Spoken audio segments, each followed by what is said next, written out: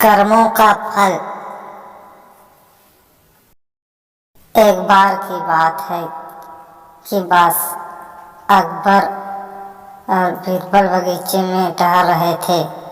अचानक बादशाह के दिमाग में एक सवाल आ गया। वह बीरबल की ओर देखते हुए बोले, बीरबल, इस संसार में कोई गरीब और कोई अमीर है, क्या बता सकते हो ऐसा क्यों है?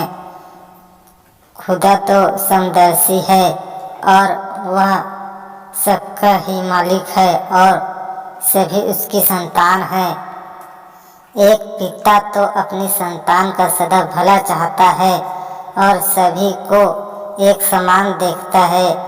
फिर खुदा परम पिता होकर क्यों किसी को अमीर बना देता है और किसी को 2 वक्त की रोटी के लिए भी तरसाता है?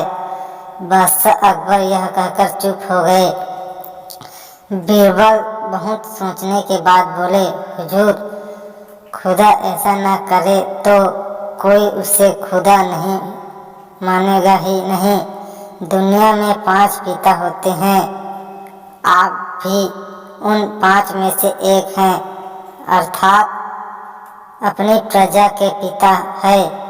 आप तो किसी को 200, किसी को 400, किसी को 100 तो किसी को 150 और किसी को केवल 4-5 रुपये ही तनख्वाह देते हैं। जहाँपना आप ऐसा क्यों करते हैं? आपको एक नज़र से क्यों नहीं देखते? बादशाह अकबर निरंतर हो गए और काफी सोच में पड़ गए। बीरबल समझ गए कि बादशाह असमंजस की स्थिति में है, अतः बीरबल बोले, हुजूर, इसमें इतना दिमाग लगाने की जरूरत नहीं है। जो जिस तरह का काम करता है वैसे ही उसको मजदूरी मिलती है और संसार ऐसा ही चलता है। यदि ऐसा न हो तो संसार चल ही नहीं सकता।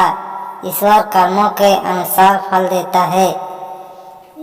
उसकी यह इच्छा कभी नहीं होती कि संसार के प्राणी दुख उठाए। ईश्वर तो सबका भला चाहता है।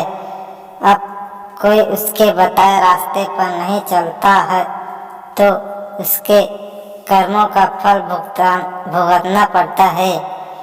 जो परिश्रम करता है, अच्छा कर्म करता है, वह धनवान बनता है और जो कामचोर होता है वह गरीब होता है।